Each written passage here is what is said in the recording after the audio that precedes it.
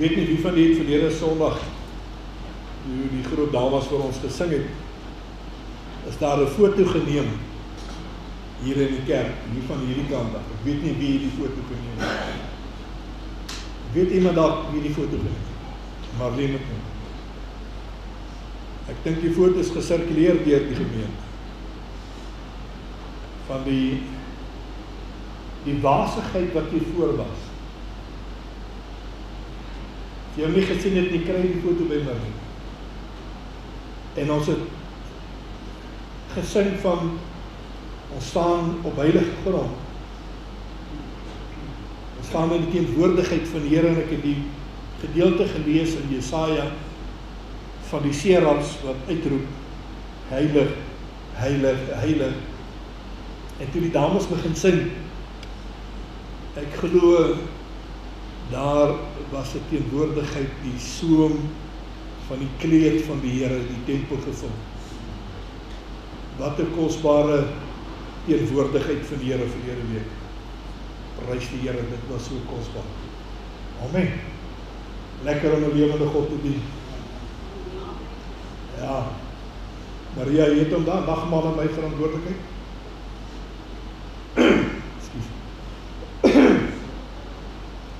Kan die woord van die Here oopmaak, daar by Matteus hoofstuk 26.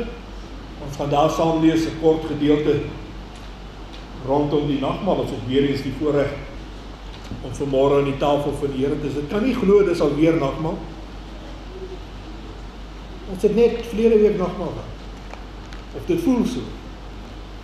Dit was so vinnig, ek sien dis weer nagmaal, dat ek amper geskrik. Kan dit dan so vinnig wees dat dit alweer nagmaal gaan wees? Ja, die jaar spoed tot 'n einde. Kom ons lees Matteus 26 af van vers 14. Toe gaan een van die 12 met die naam Judas Iskariot na die owerpriesters en sê, wat wil u vir my gee? En ek sal hom in die oor lewer. En hulle het vir hom 30 stukke silwerstukke afgeweeg. En van toe af het hy 'n goeie geleentheid gesoek om hom oor te lewer. Op die eerste dag van die ongesuurde brode kom die disippels na Jesus en sê vir hom, waar wil u hê moet ons vir u klaar maak om die Pasga te eet? En hy antwoord, gaan na die stad na 'n sekere iemand en sê vir hom, die meester laat weet, die tyd is naby, by jou sal ek die Pasga hou met my disippels. Daarom het hy die disippels gedoen soos Jesus hulle beveel het, en hulle het die Pasga berei. En toe dit aand geword het, was hy met die 12 aan tafel. En terwyl hulle eet, sê hy, voorwaar ek sê vir julle, een van julle sal my verraai. Toe word hulle baie bedroef en begin elkeen van hulle aan hom te sê, is dit miskien ek, Here? Ja, antwoord hy en sê, hy wat met my sy hand in die skottel insteek, hy sal my verraai. Die seun van die mens gaan wel heen soos daar aan hom geskrywe is, maar weet daardie man deur wie die seun van die mens verraai word. Dit sou vir hom goed wees as daardie man nie gebore was nie. En Judas wat hom sou verraai, antwoord en sê, is dit miskien ek, Rabbi? En hy antwoord, jy het dit gesê. Terwyl hulle eet, neem Jesus die brood en nadat hy gedank het, breek hy dit en gee dit aan sy disippels en sê, neem, eet, dit is my liggaam. Toe neem hy die beker en nadat hy gedank het, gee dit aan hulle en sê, drink almal daaruit, want dit is my bloed, die bloed van die Nuwe Testament, wat vir baie uitgestort is tot vergifnis van sonde. Maar ek sê vir julle, ek sal van nou af nooit meer van hierdie vrug van die wingerd van die wynstok drink, nie totdat ek op daardie dag, wanneer ek dit met julle niet sal drink in die koninkryk van my Vader. Nadat hulle die lossang gesing het hulle uitgegaan na die Olyfberg. Net tot dan. Julle moet maar my stem verskoon vandag. Vriende, ons het weer eens hierdie wonderlike voorreg om nagmaal te vier. En elke keer wanneer ons aan hierdie tafel kom sit, verkondig ons die dood van die Here. So noem ons dit, nee. So 'n bietjie plegtig, 'n navolging wat apostel Paulus vir ons gesê het, en ons herinner mekaar by die nagmaaltafel, Jesus Christus het gesterwe. Ons heiland ons Here het gesterf. Maar weet jy, dit gebeur nie in 'n treurige stemming. Daar heers nie rondom die nagmaaltafel 'n atmosfeer van verslaandheid. Want die dood van die Here verkondig is vir ons meer as 'n tipe as om die dode in herdenking te hou. Waarby ons weemoedig terugkyk na die donker dag van Golgotha, waar ons geliefde Heer 'n bittere dood gesterf het nie. Dis nie waaroor dit gaan nie. Ons eet wel die brood en ons drink uit die beker tot sy gedagtenis. En ons hou daardeur sy dood, deur die brood en deur die sap, hou ons daardie marteling en die dood van Jesus hou ons in gedagtenis. Maar dit is nie vir ons 'n droewige gedagtenis. So asof die dood nou iets vreeds afbreek het en vernietig het en daar's nou nie weer antwoord nie. Nee. Inteendeel, ons vier, dit klink nou staats, maar ons vier die heerlike herinnering aan die bittere dood van ons Here Jesus Christus. Dit klink dalk teenstrydig, maar dit is wat ons vier. Vir ons is die verkondiging van die dood van die Here 'n feestelike saak. Ons herinner ons by hierdie brood en hierdie beker en eintlik 'n betekenis van Jesus se dood vir ons lewe. Dis hier waar ons by mekaar kom as gemeente. Waar ons aan mekaar kom sê, en ons bely dit voor die wêreld, Jesus se dood het my lewe geword. Jesus se dood het my lewe geword. Elke dag lewe ons die dood van Jesus Christus. Nie en iets anders te doen. Is die liggaam van Jesus dan nie vir ons gegee? Is sy bloed dan nie vir ons vergiet vir volkome versoening vir al ons sondes? En dis waar vir ons lewe, nê? Ons kyk nie weemoedig terug nie. Maar ons sien ons lewe vandag en ons sien ons lewe van môre en al die dae wat kom as die vrug van Jesus Christus se dood. Ons sou die lewe, die egte lewe, die ware lewe, sou ons nie regtig gehad het as Jesus nie gesterf het daai dag op Golgotha. Daarom sal ons altyd bewus bly. En ons sal altyd hierdie brood breek en ons sal altyd die sap neem want ons vier ons redding. Dit wat Jesus vir ons gebring het. Ons vier deur die dood van Jesus Christus die voorreg wat ons het om te kan lewe. Jy weet, Jesus het dit vir ons geleer. Hy het dit vir ons kom beveel. Hy was die eerste een wat die brood geneem het en gebreek het. Hy was die eerste een wat die beker geneem het en gesê het, drink hieruit. Doen dit tot my gedagtenis. Vriende, hier gebeur iets interessant. Jesus wou dit so hê, dat op hierdie wyse sy dood in ons herinnering lewend sou bly. Dit is wat hy wou hê, want die nagmaal is ons middel. Ek het nou die dag gepraat van ons rig vir ons 'n tradisie op. Die nagmaal is ons tradisie, dit is ons teken om agtertoe te kyk, om boontoe te kyk, maar ook om vorentoe te kyk, om vorentoe te bly kyk. Jy weet, die nagmaalviering het vir ons so 'n vertroude gebeurtenis geword, vriende, dat ons nouliks meer nadink. Ag, is alweer nagmaal. Is alweer daai tyd van die maand. Ons dink nie regtig meer daaroor dat dit die wyse van die verkondiging van die dood van Jesus Christus is. Dis 'n eenvoudige tafel, hier's niks snaaks in hierdie tafel.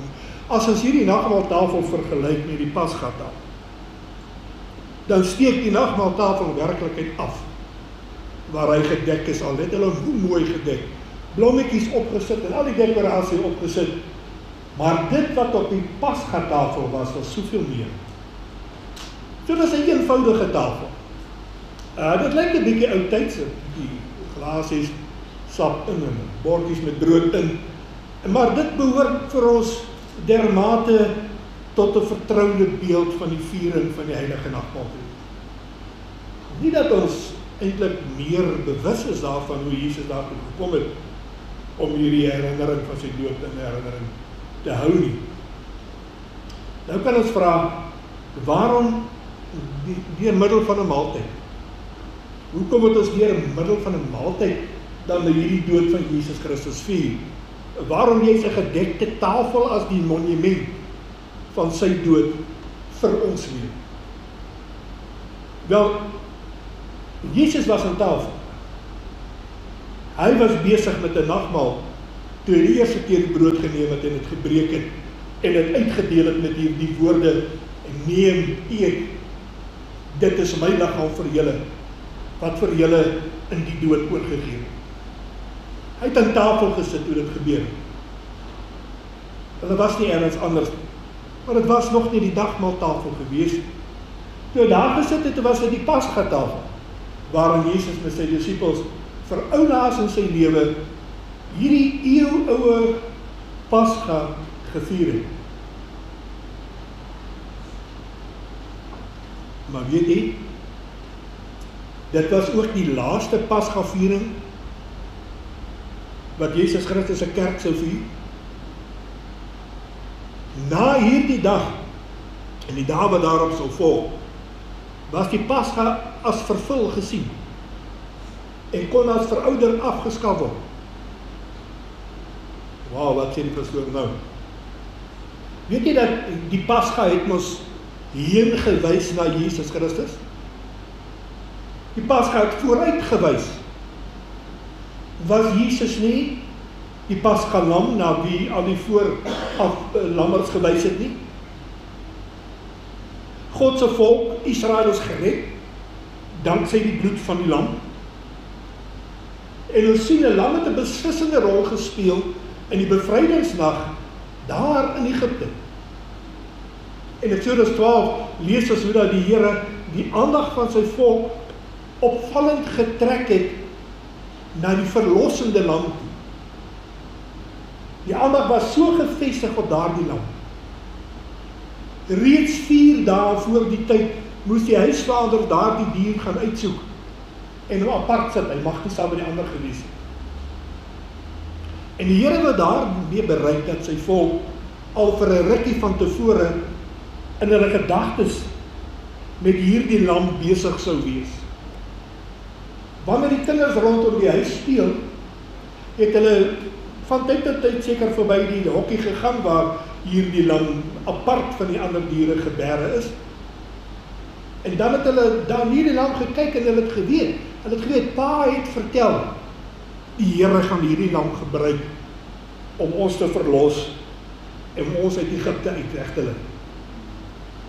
En wanneer ma haar werk by die huis doen en sy beweeg het so af en toe verby hierdie eensame lammetjie wat daar in die hok staan, dan het sy vir 'n oomblik haar werk opgehou en na die lam gekyk en daaroor bepeins dat dit juist die middel moes wees waardeur God ons sou verlos. En wanneer pa vanaand by die huis kom, so hy's moeg, hy's gedaan, hy deeldag slawe arbeid verrig, hy dag toe gedragslaag gekry met 'n karwats, en hy kom by die huis en hy stop eers by die lam, en hy dink by homself, maar die ellende sal eersdaags verby wees. Hoe, ek weet nie, maar God weet. Toe daardie groot nag aanbreek, toe moes pa die lam se hals, slaghare, hoofslaghare oopsny, en hy moes die bloed rondom die deuropening strooi, of aansmeer met die hyssoptakkie. Daardie bloed sou in die dag wat kom die enigste middel wees wat hulle van 'n onvermydelike ondergang kon red. Die verderwer het verbygekom en het nie net vir die Egiptenare gekom, net vir almal gekom wat buite die bloed was. En hulle sit beskerm onder die bloed van die lam. En daardie lam het God se volk gevrywaar teen die moordende hand van die verderfengel. Vriende, Israel moes leer, hulle moes besef dat hulle verlossing nie vanselfsprekend was nie. Hulle het geen reg daarop gehad om uit Egipte weggehaal te word. Dit was net genade. Dit was genade om 'n nuwe lewe en om 'n nuwe toekoms weer te kry. Feitelik moes hulle bloed daardie nag gevloei het. En hulle het dit alleen aan die plaasvervangende, versoenende bloed van 'n lammetjie te danke dat die lewe weer vir hulle oopgemaak is. So die bloed van die lam het dus vir Israel weer kom leer om 'n afkeer, nie net van die Egiptenaars nie, maar ook van hulle self te kry. Om hulle self voor God te verootmoedig, klein te raak voor die Here. En te besef die toorn van God wat oor ons sou kom, is deur die bloed van 'n lam weggeneem. Hulle moes eers leer dat daar maar net een moontlikheid was, skuil agter die bloed van die lam. En om te voorkom dat Israel die les van die nag van die uitreiding uit Egipte gou sal vergeet, het die Here gesê, die 10de dag van die eerste maand, elke jaar, moes vir julle 'n feesdag wees. Dan moes julle die Pasga hou. Elke jaar voortaan, op daardie dag, moes 'n Pasga lam 4 dae tevore in 'n aparte hokkie gesit word, en dan moet hy geslag word. Elke jaar moes die paas die bloed rondom die deur smeer, en die verhaal van die verlossing uit Egipte moet aan die kinders vertel word, en dan het hulle gaan aansit, en hulle het gaan eet. Daardie lam moes ten volle opgeëet geword het. Onthou die hele lam, nee. Ons sny ons vandag die kop en die pootjies af en die binnegoed uit. En nee, die hele lam moes gedraai gewees het en geëet gewees. Heeltemal opgeëet gewees. En elke jaar moes hulle saam die dood van die lam verkondig as die fundament van hulle lewe. Die gedagtenis in die uittog uit Egipte het ook die Here Jesus nog een keer saam met sy disippels gevier. In die nag waarin hy sy volk se lief hê tot aan die einde toe, totdat sy bloed aan die kruis van Golgotha gegiet sou word en volkome versoening vir al hulle sondes sou bring. Petrus en Johannes gaan hulle berei sorgvuldig hierdie nagmaal voor. Die bloed was al reeds buite aan die deurposyne gesmeer. Maar in die nag het Jesus geweet dat die volgende dag sou daar 'n groter uitredding wees as die wat in Egipte was. Hy sou in daardie dag, sou Jesus die oorblyfsels van die Pasgalam skielik een kant toe skuif. Om dit 'n bietjie wegskuif. Hy sou die brood nader trek wat ook met daar op die tafel was. En hy sou die brood breek. En tydens die uitdeling daarvan het hy gesê, dit is my liggaam. Wat gebreek is. Wat vir julle oorgegee is. En daarna het hy die beker met die druiwesap geneem met hierdie woorde, hierdie beker is die nuwe verbond in my bloed. Doen dit tot my gedagtenis. Met ander woorde, moet nie van vanaand af, moet julle nie weer die Pasgalam van Egipte, moet nie weer aan hom terugdink. Voortaan moet julle aan my as die verlossende lam terugdink. Moet nie weer terugdink aan 'n lammetjie wat in 'n hok was nie. Dink terug aan my. Daardie lam van die Pasga het in daardie nag met sy bloed destyds vir die ou verbond van God met sy volk moontlik gemaak, die verbond van Sinaï, maar daai verbond het swak geraak, het onhoudbaar geraak. Want die sonde het die spelbreker gebly. Maar Jesus sê, van môre af sal ek myself as 'n beter lam vir julle oorgee. 'n Lam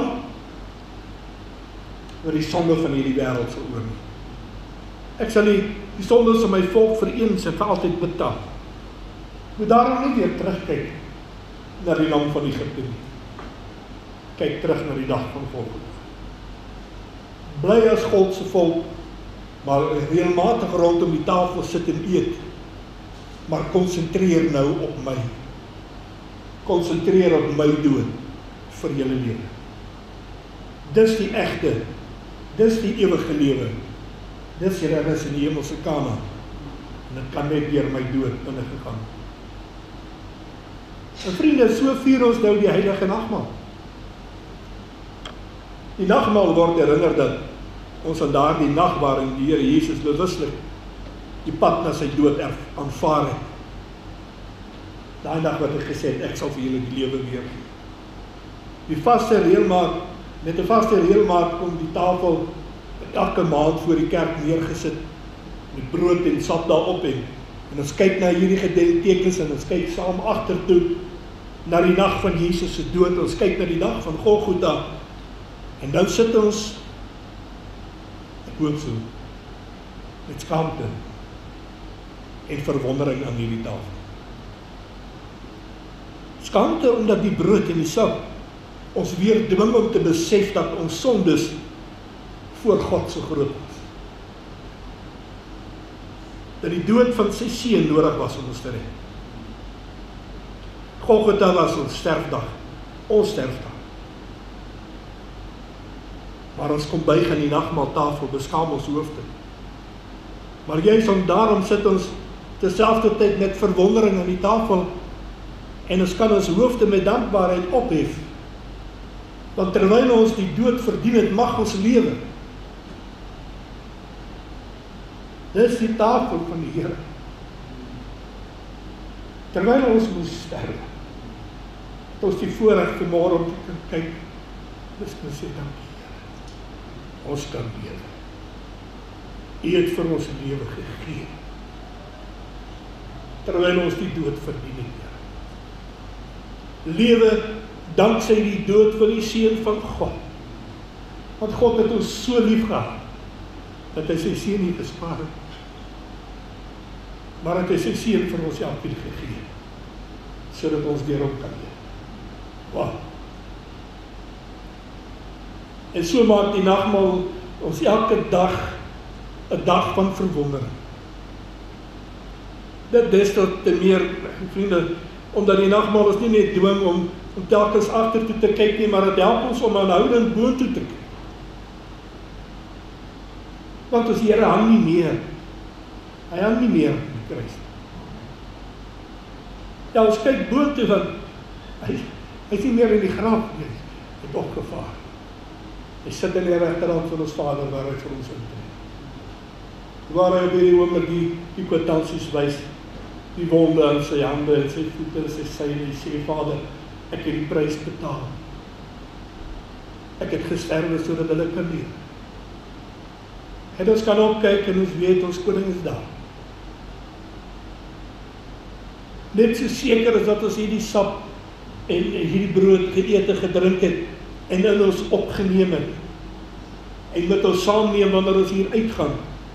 Net so seker mag ons daarvan wees dat die Here met ons saam gaan luister. Met ons saam gaan werk toe, met ons saam gaan veld toe, met ons saam gaan as ons op vakansie gaan. Hy is oral. By die nagmaaltafel kyk ons nie net na die brood en die wyn as 'n herinnering van Christus se offer daar op Golgotha nie.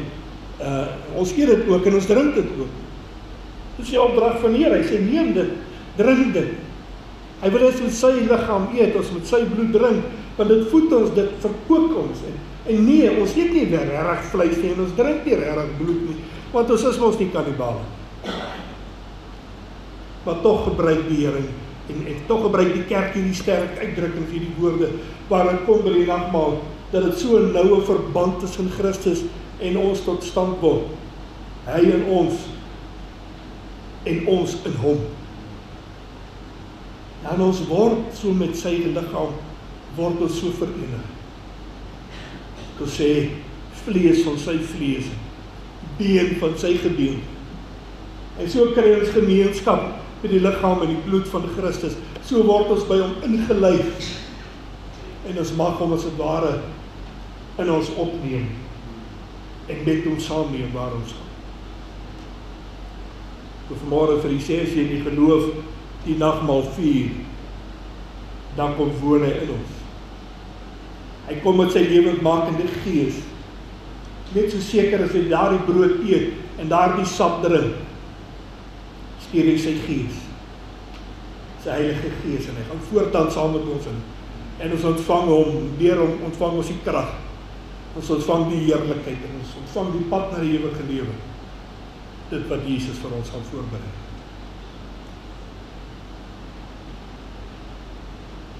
Daardie lam van die Pasga was wel vir die dood van die volk van Israel wat sy vleis geëet, maar die lam van die Nagmaal, hy lewe nog. Hy lewe nog. Die lam van die Pasga is dood, hy is geslag. As ons in hierdie brood en hierdie sap, die gekruisigde liggaam eet, en die bloed wat gegiet is drink, vriende, hy leef in die hemel, hy leef by God ons Vader, en vandaar ontvang ons hom, sy onmeetlike krag, deur sy Heilige Gees. Ja, vir ons lê daar nog 'n moeilike reis voor, en Jesus weet dit. Hy weet ons moet deur die woestyn gaan. Hy weet daar's 'n pad vol beproewings. Hy weet daar's aanvegtings, hy weet daar's teleurstellings. Partymal lyk die reis vir ons, die doel wat ons moet bereik, so onbereikbaar, en jou geloof raak partykeer so klein. Maar wanneer ons kom by die nagmaaltafel, dan kry jy weer krag, en jy kan weer aangaan. En jy besef, my God is daar. Eenvoudige brood, eenvoudige sap, wat ons dwing om agtertoe te kyk. En die dag waarop die lewe in die toekoms vir ewig vir ons oopgemaak is, word vir jou herinner. Daardie brood en daardie sap dwing ons dan ook om bietjie boontoe te kyk, want hy wat lewe, hy wat in die toekoms deur sy dood vir ons die lewe terug verdien het, hy sit aan die regterhand van die Vader. En deur sy Heilige Gees is hy hier met ons. En hy sal ons vat waar hy ons wil hê op sy krag, want daar sal ons weinig kom. Derdens, dwing die nagmaal ons ook om vorentoe te kyk.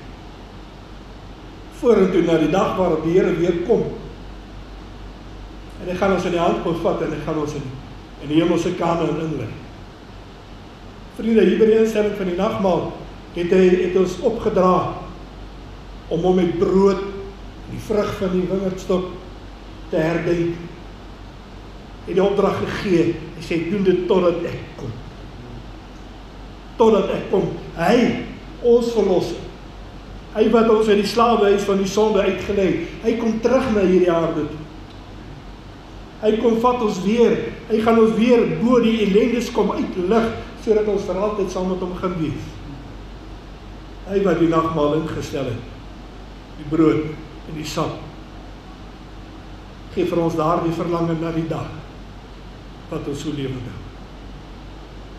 Vriende, dis nie die bloed wat die offer volmaak maak, maar dis die priester wat die offer gebring het, wat self volmaak is. Deur Jesus Christus se liggaam is die weg na die allerheiligste vir ons oopgemaak. Waar dit vroeër net die hoëpriester was, wat in die allerheiligste kon ingaan, het Jesus nou vir ons vrye toegang gemaak. Solank as wat ons deel is van die liggaam van Christus, vriende, jy het nie net vrye toegang tot die allerheiligste nie, maar verkeer ons permanent in die allerheiligste. Wow. Ons is daardeur as het ware permanent in die allerheiligste, dit is teenwoordigheid, naamlik by God self. Wanneer die Gees van God inwonend in jou liggaam is jy die teenwoordigheid van die Allerhoogste God. Besef dit as jy vandag hier uitstap. Jy stap nie net in die wêreld in, jy stap in die teenwoordigheid van die Allerhoogste God. Want die Heilige Gees is inwonend in jou liggaam.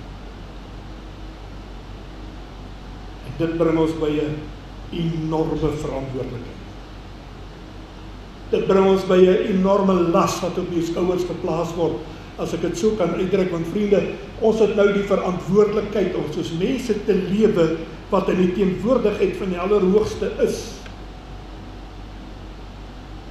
Nie net hier in die kerk, maar daar op die markplein,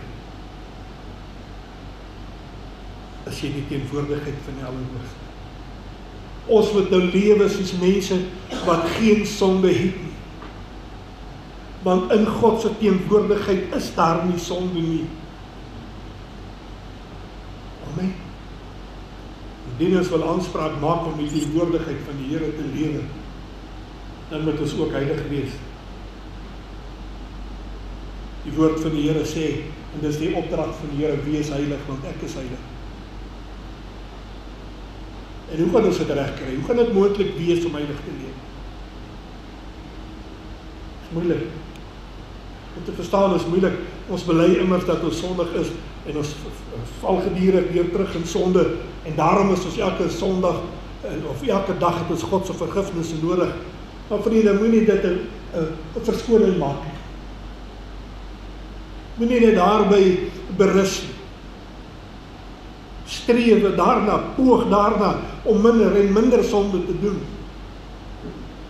Maar ten spyte van ons sondigheid en ons onvolmaaktheid, het God ons reeds uitgenooi. Ten spyte van al die dinge sê, kom, neem deel. Jy is uitgenooi na my tafel.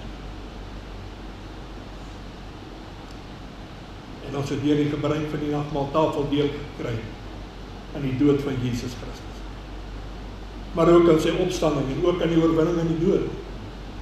Ons het die brood geëet en die druiwesap gedrink, en deur die proe daarvan het ons intens bewus geword van God se teenwoordigheid.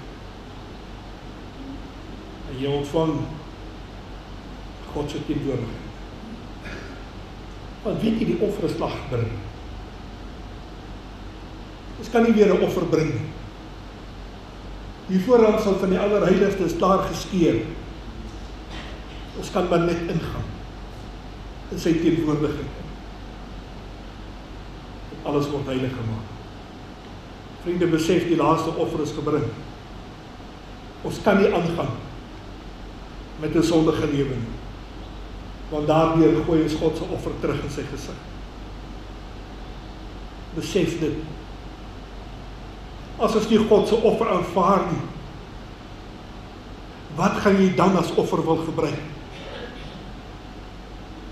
Die volmaakte offer is klaar gegee.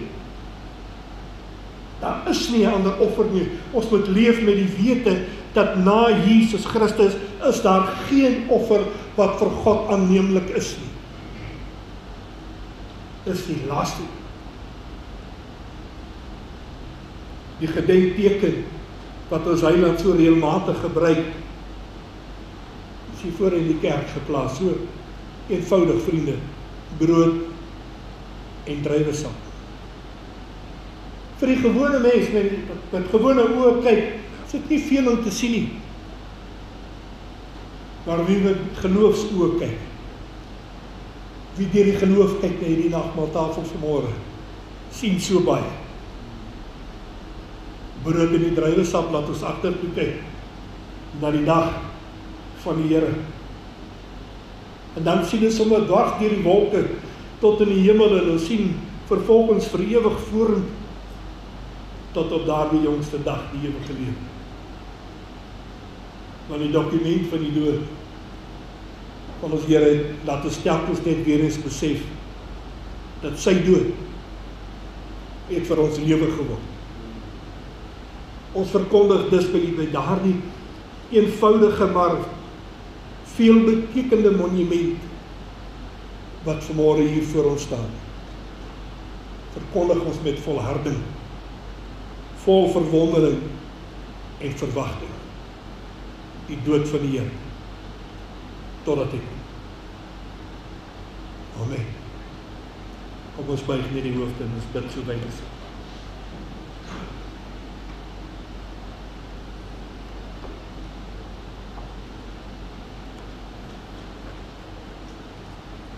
Vader, wanneer ons hier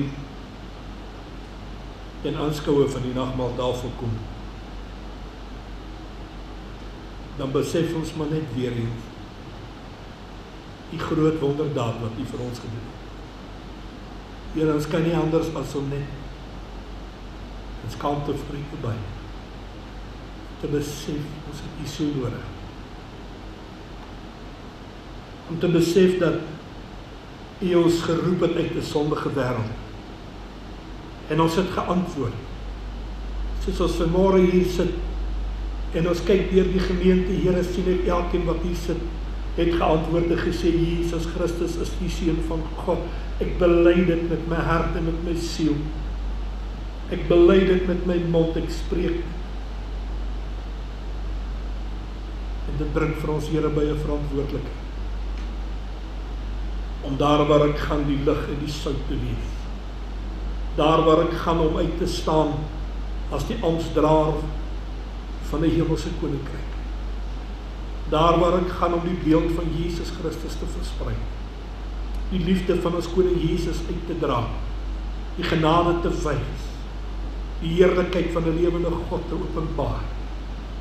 Here, in vrede met elke mens saam te leef. Dit bring vir my by die ongelooflike verantwoordelikheid, Here, om te streef na 'n heilige maat, 'n heilige lewe, 'n lewe wat U welbehaaglik is. En ek sê dankie, Here, vir genade wat so groot is, wat in tye van ons swakheid ons net weer eens optel en sê, my kind, kom. Maar ek bid, Here, dat ons sal streef en sal vashou en sal volhou om U lewe te lewe wat U waardig is. Sodat U sal neerkyk en sê, kyk my kinders daar in De Aar. Dis hulle in weke welbehaag het. Here, dat ons U gesande sal wees ten alle tyd. Dat ons disipelmakers sal wees, dat ons die beeld, die woord, die evangelie van Jesus Christus sal uitleef. Sodat ander mense kan sien. Die koninkryk van God gebou sal word. Die heerlikheid van die Here groter en groter sal word. Soos net U dit kan. Meester, waar ons nou aan hierdie tafel gaan aansit, vra ek, o Heilige Gees, breek vir ons hierdie woord verder oop. Praat met ons diep in die hart, sodat ons sal besef dit wat U vir ons gedoen het. Dankie, Vader. Ons eer U vanmôre in Jesus naam. Amen.